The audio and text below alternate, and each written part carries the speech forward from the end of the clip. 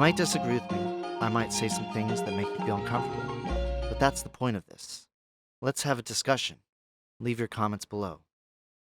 A white supremacist tried to radicalize me into joining his Nazi group, and it got me to research and learn so much more about black history than I ever would have if he hadn't started pestering me.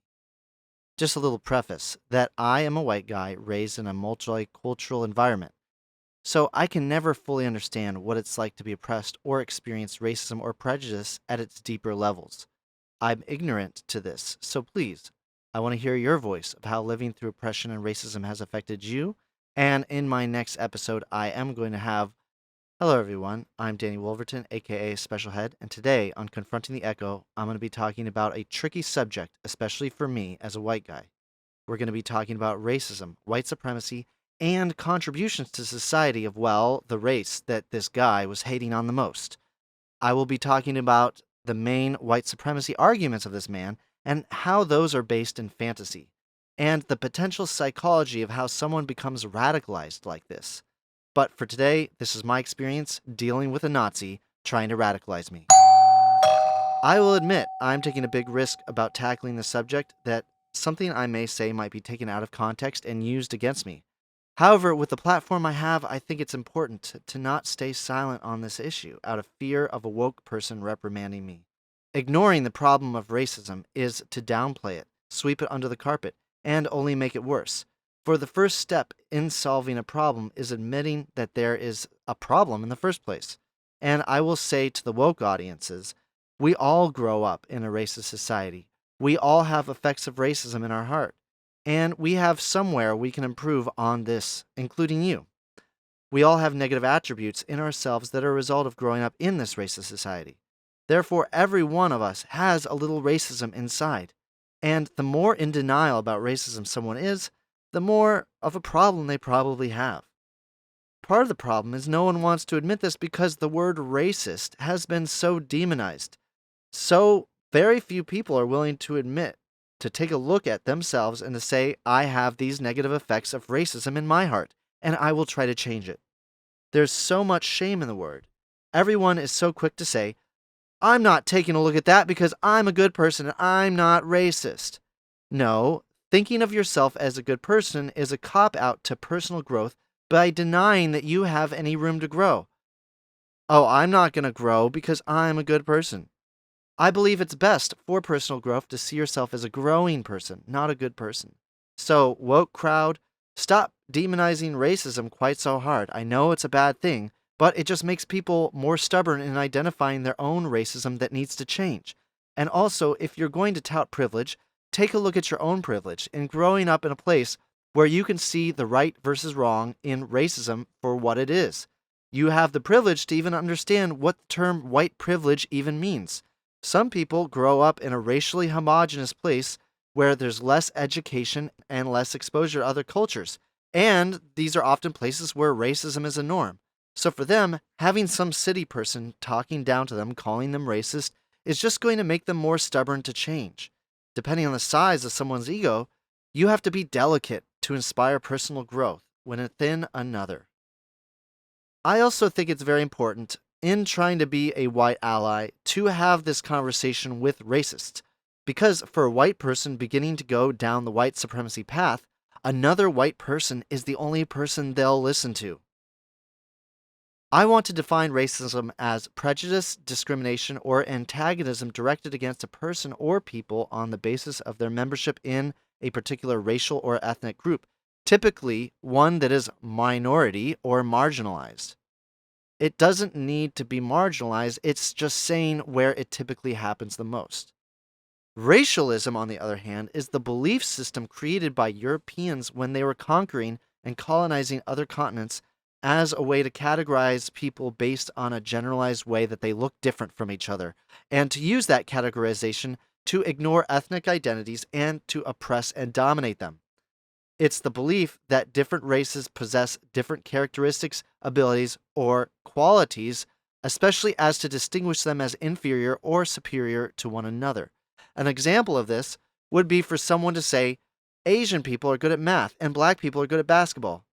Even though these seem like compliments, it's racialism and it would upset people. So, about the Nazi. This guy came at me from out of the blue, messaging me because he was trying to find influencers who would make white supremacy content on his network. He was trying to get me to join Nazi groups on Telegram, and he self proclaimed himself to be a Nazi. He actually thought he was doing a service, which highlights that the entirety of our conversation seemed to be mainly for him to justify his own existence and to reaffirm to himself the lies he had been believing. He thought maybe I was a convert and held on to that because we were initially agreeing on one thing, that everyone is racist. However, he sees it as a good thing, and I see it as a bad thing. I should have ignored him, but I was kind of curious and wanted to maybe infiltrate and be a spy or whistleblower to whatever racist group he was a part of. I tried to play along for a time, but the level of his ignorance, I couldn't help correct him on inaccuracies of historical facts, and a debate ensued. So my purpose shifted to trying to get him on this podcast. However, among the immense schooling he received, he chickened out, coming up with every excuse why we should only debate via text. Sorry, Roscom, I gave you the chance to defend yourself. I was even going to give you a platform here to have your beliefs judged by the masses. You chickened out. The crazy thing is I learned so much because of him, and he helped me realize he is the reason why we have a Black History Month, because jerks like him have been spreading lies and trying to downplay the accomplishments of black revolutionaries since before this was America. So we need to have educational events to remind people to counteract the lies and misinformation. Through me seeing your bullshit and being challenged to prove you wrong, I learned so much more about black history, and it showed me I was rather ignorant on the subject.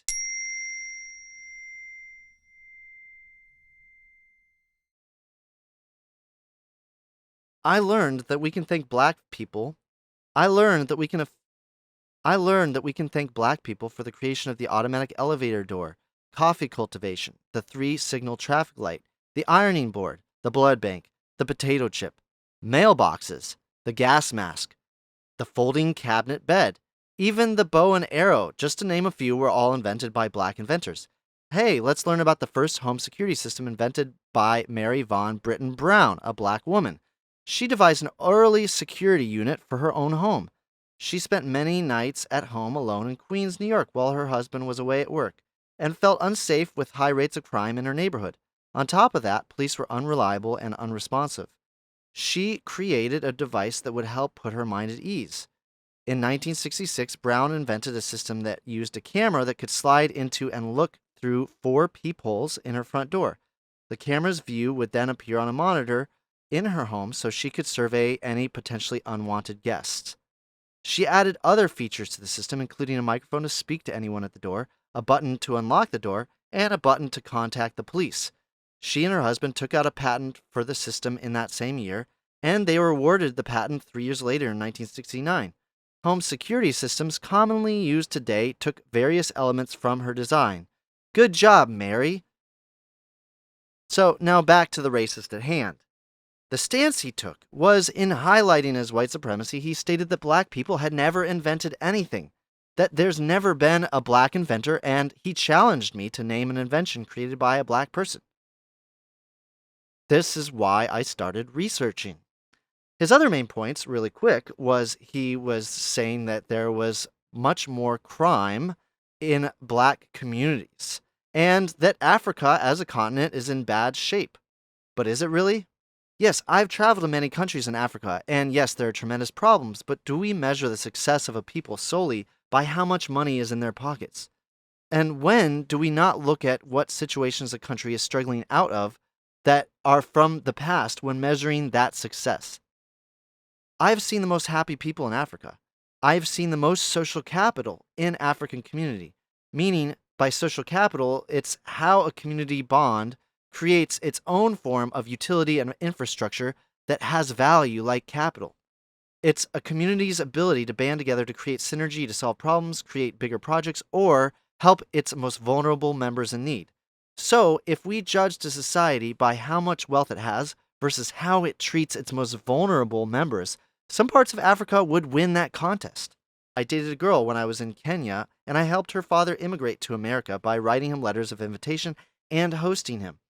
It was a striking it was striking to hear his experience and the experience of other immigrants from Africa that life was harder for them coming here because here they no longer had the social capital of their tribe or clan to rely on, and that such community safety nets don't exist for them here. I saw Franklin gravitating to churches he wasn't familiar with, the Mormons even, because he was looking for a community to fill that safety net gap for him. I will talk more about my experiences in Africa in a later podcast. Last thing I want to mention here is as for crime statistics never show you who is committing crimes. They show you who is getting charged with crimes and who is getting convicted of crimes. So we can agree that many police departments have racist policing where black and brown people are disproportionately targeted for stopping and arrest due to their skin color. In the case of Ferguson, Missouri, which saw riots and looting inspired from police violence, the Justice Department found that the Ferguson Police Department engaged in a pattern or practice of conduct that violated the First, Fourth, and 14th Amendments of the Constitution. This was due to a policy of targeting only black people for any petty crimes they could as a form of black tax or wealth extraction tool placed upon the black community. Also, we can acknowledge that justice in this country is bought and paid for. If you are a poor black man, it will be harder for you to get a good lawyer, and there will also be racist judges, too. High crime statistics don't factor in the disproportionately higher rates of wrongful convictions for black people. So, in those crime stats, a higher percentage of that number for black crimes isn't even crimes, they are wrongful convictions. Also, because many police departments couldn't shake their roots of inception as slave catcher posses, they target black people for arrest disproportionately higher. So, more of the crimes committed by whites are able to get away with, not getting targeted for arrest, or they are able to get a higher fancy pants lawyer to evade prosecution. More of the crimes committed by blacks are wrongful convictions, and actually, if you look at crime statistics as a whole, white people are committing proportionally nearly the same rate of crimes as blacks. It's just often different types of crimes. White people are more likely to be white-collar criminals, fraudsters, and corporate criminals, sex criminals, or animal abusers. The higher rates of black crime are only pronounced as drug-related and violent crime, most oftenly associated with gang warfare. And this isn't about being created racially inferior, for if you have to look at the disparity, and this isn't about being created racially inferior, for you have to look at this disparity of access to good schools, good jobs, and access to financial resources like loans to buy houses. Through the first 2/3 of last century, black people weren't allowed to participate in the same government programs that made home buying for whites in the suburbs possible because of Jim Crow segregation. Whites were granted access to forgivable government-sponsored loans, and blacks were not. Their only option for government home assistance was to be jammed into crowded project housing buildings in the hood. They weren't given the same options to whites to build wealth through building home equity. The government assisted this white flight to the suburbs. In 1933, faced with a housing shortage, the Fed opened a loan program that was designed to further segregation. Federal housing programs spurred growth beginning from 1930s to the 1940s. The federal government created programs that subsidized low-cost loans, opening up home ownership to millions of Americans for the first time. At the same time, government underwriters introduced a national appraisal system tying property value and loan eligibility to race. Consequently, all white communities received the highest ratings and benefited from the low-cost loans, while the minority and mixed neighborhoods received the lowest ratings and were denied these loans. Rothstein's new book, The Color of Law, examines the local, state, and federal housing policies that mandated segregation. He noted that the Federal Housing Administration, which established in 1934, furthered efforts by refusing to insure mortgages in and near African neighborhoods, a policy known as redlining. So, by pushing segregation and financially crippling these communities, it left people struggling through being destitute. If anything, crime is more associated with poverty than anything else. That when someone is on the fringes of a society, they are more likely to resort to crime to simply find salvation. There were little jobs in these communities, and many white employers were racist, preferring to hire whites. This is why affirmative action was needed. Then, in the 1970s, racist operatives in the CIA began to supply guns and crack cocaine into urban black neighborhoods with the goal to destabilize them. This was part of a reaction to the black progressive movements like the Black Panthers. All the gun rights conservatives were scared shitless when they saw a band of Black Panthers armed with guns march into the California State House in 1967. All of a sudden, they were trying to find a way to justify gun control. These policies were meant to keep black communities down and to stifle their rising empowerment. This isn't just a conspiracy theory, it's well documented. So then, in the 1970s and 80s, crack addiction exploded in black neighborhoods, and so did gang run businesses of selling drugs. So, with all these factors together, segregation, being denied access to loans and home equity, being crowded into less desirable slums far from job centers, and the CIA meddling by reselling drugs, it's no wonder you'll see higher rates of gang violence in these communities. Reverse the roles and put white people in that position, and you'd see the same thing. It's not because of race, it's because of racism. Now, back to the Nazi ham. Here's where I proved him wrong, pretty hard. His main challenge to me was he stated that black people had never invented anything, and he challenged me to name something black people had invented.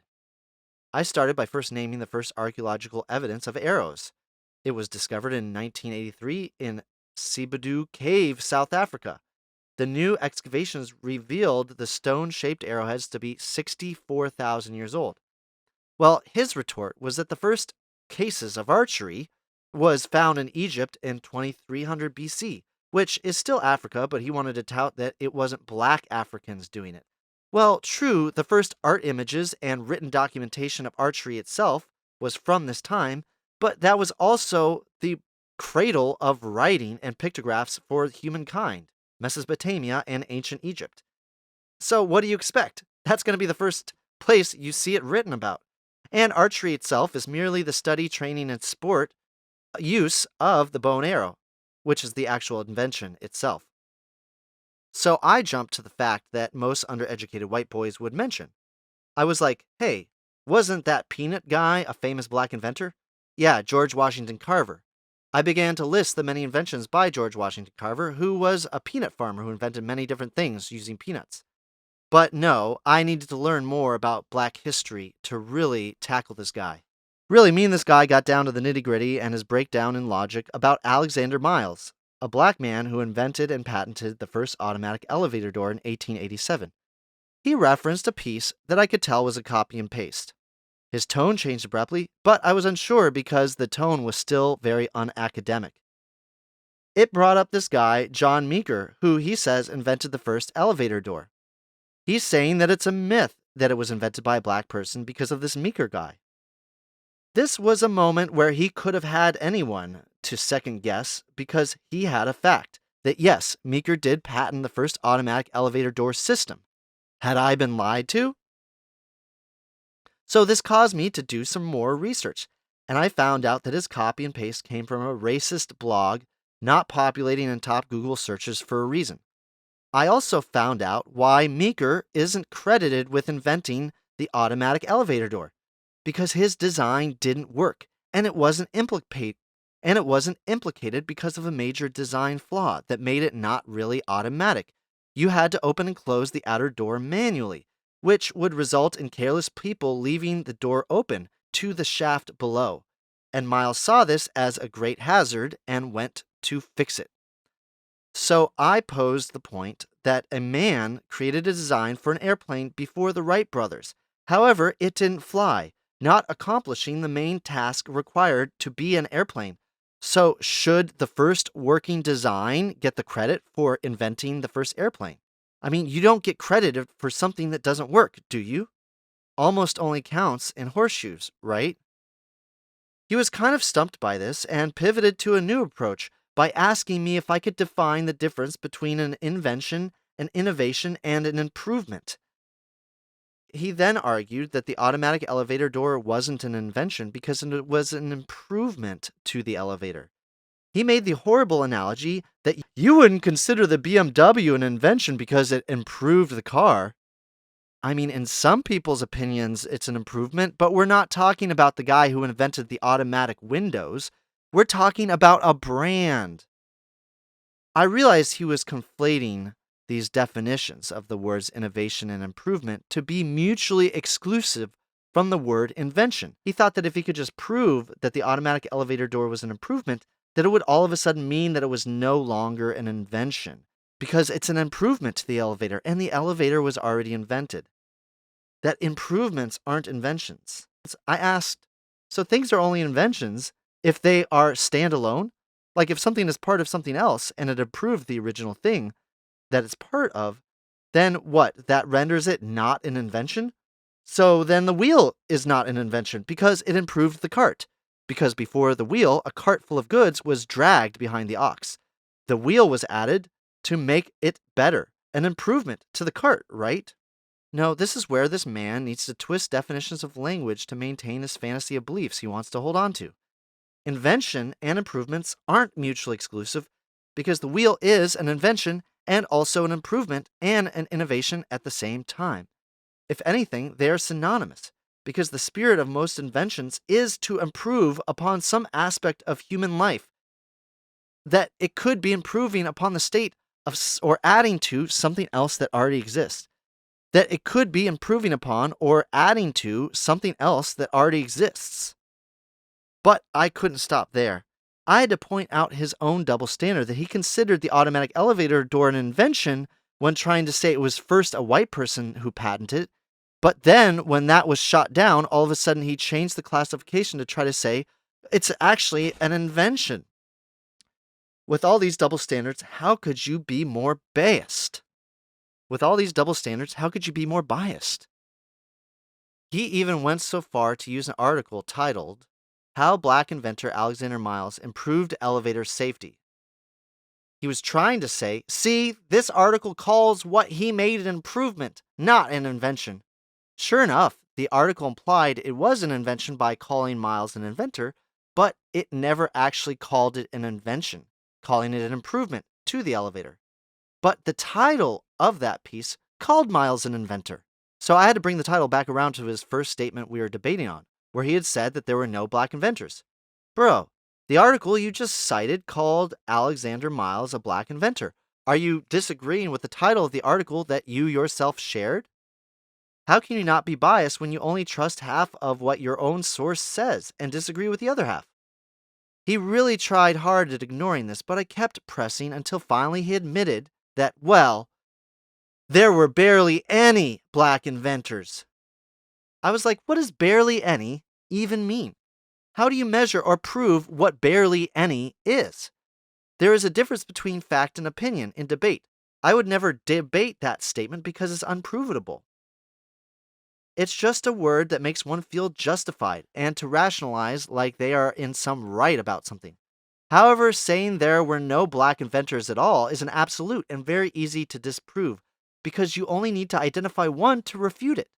So I got him to change the statement finally, to go from saying that there were no black inventors to saying that there were barely any black inventors. And I pointed out how his perspective had shifted due to our debate. This made him livid, and the rest of our conversation was him trying to distract to other points or him talking about how much he won the debate, or him regurgitating that I lost because I don't understand his misinterpretations of invention versus improvement. I was really trying to get him to come on here because I wanted to show firsthand how irrational someone must be to come to these racist conclusions. You basically need to ignore a large part of reality and history and lie to yourself. But how does one go down this road and come to this point in their life? Oftentimes, I say the cure for racism is immersion in other cultures. Through traveling to Africa, the Middle East, South America, I became immersed in cultures of other ethnicities, and it solidified a belief that we are all humans, and we all have similar needs, hopes, and dreams, and we all have equal potential for success, intelligence, and any positive attribute. That differences between culture isn't because of how you look when you are born, but it's in the upbringing you receive. That one of the things that inspires racism is a fear of the unknown, When you grow up only around people who look the same as you, then all of a sudden you are surrounded by different people. It's easy to be fearful of the unfamiliar. Speaking for many white people, we grow up in some white suburbs. Maybe we heard negative things about another race from our uncle, or maybe TV showed us crime skewed representations.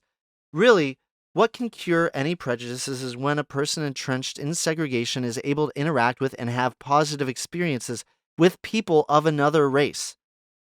Someone will reanalyze their disposition and say, hey, these new people I'm meeting seem nice. And maybe Uncle John was wrong when he was talking crap. Experiences in immersion, I feel, are the best solution. However, that's what this guy had. I found out that he was a poor man who lived a large portion of his life in a bad neighborhood in Detroit. Basically, anywhere else in white America, he'd be a majority, but because of his poverty, he found himself a minority within a minority community. So maybe he had some trauma. Maybe he had his butt kicked a few times. Maybe he got robbed and took that pain and channeled it to the wrong place of hate and prejudice. Maybe he had racist role models in his life that guided that pain in a direction that fostered racism. It really shows us how trauma and pain is an opportunity for either personal growth or spiritual destruction. That pain doesn't just go away, it needs to be channeled somewhere. It can be channeled to resentments and prejudice because it can be used to judge others in the future, or it can be channeled into learning the virtues of forgiveness and detachment. This guy obviously took it to the wrong place, and he had a sort of victimhood mentality that his white race had been victimized. I think it was Eisenhower that said a famous quote that if you convince the poorest white man that he is better than his black neighbor, then you can rob him blind. Okay, so racism is used by wealthy elites to keep uneducated people ignorant and not knowing who is robbing them.